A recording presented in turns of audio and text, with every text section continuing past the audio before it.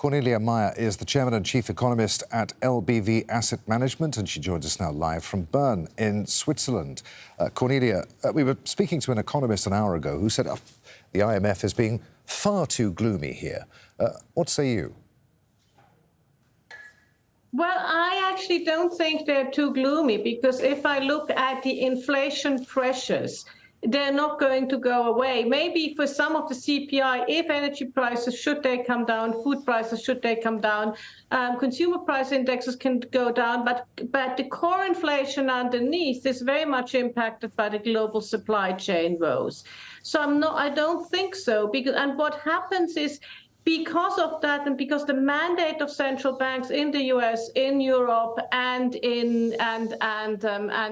elsewhere, which is to keep inflation at 2%, they had to raise interest rates. And higher interest rates don't help economic growth. And worse than that, for emerging economies, they mean that who are heavily indebted, they mean that the burden of payments is going up. The IMF, Cornelia, wasn't exactly upbeat about the prospects for the global economy before what happened to Silicon Valley Bank and Credit Suisse.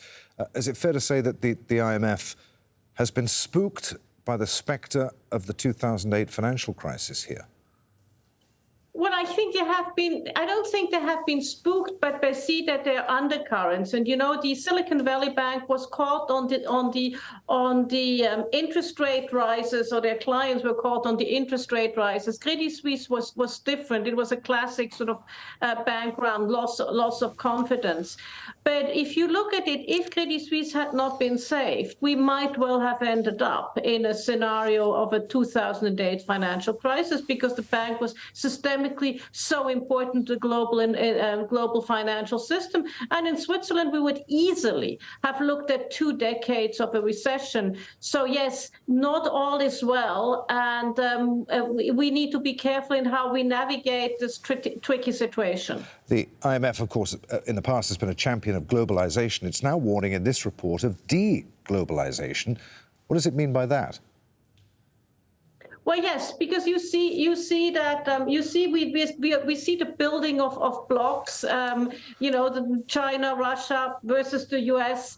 That's one thing, but we also see this deglobalization has happened before. You know, when you started to see China and the US not seeing eye to eye, and the trying to reshore supply chains, it has been exacerbated by the pandemic. And, you know, by the zero COVID policy, frankly, in China, which made people rethink how they would look at supply chains, whether they would to friendly shore, reshore, or however they want to look at it. And globalization has taken hundreds and hundreds of millions of people out of poverty, but at the same time, we may now need to see new models and a new form of globalization or regionalization. So, what does this report ultimately mean for the likes of ordinary people like me and the person watching us? Well, I think what it actually means is we are not out of the woods when it comes to inflation.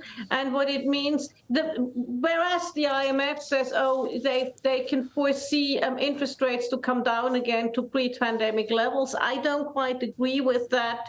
Because as long as we have high inflation, central banks have the mandate that they will have to keep them higher. So the higher interest rates will slower growth. There will be, if you have more interest rates, you cannot take on, as a company, you're more reluctant to take on debt and therefore grow.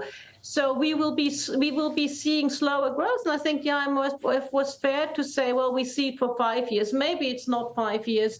But certainly for the next few years, it's not going to be plain sailing. It's always good to talk to you, Cornelia. Many thanks indeed. Cornelia Meyer there in Bern. Thank you very much, Adrian.